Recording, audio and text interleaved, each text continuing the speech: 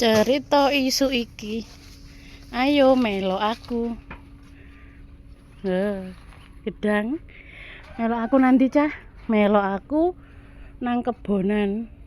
Ngamek godhong. Ya, dipekno bojoku, guys.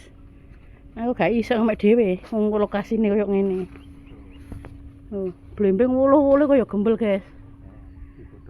Ya iki godhonge, pemirsa. Ngono ya yo. Jret. Dua sayang.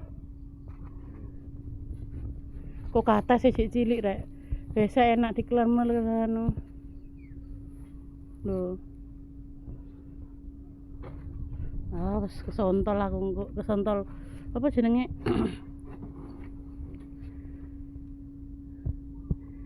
Watang wedi aku. Masya Allah, alhamdulillah.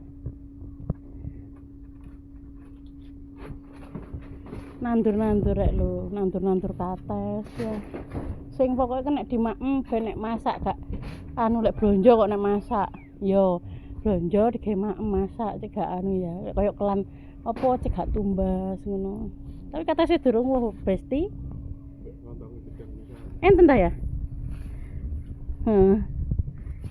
Ayah Bayu guys lho, katanya budal kerja nang pabrik tahu sik golek perontongan.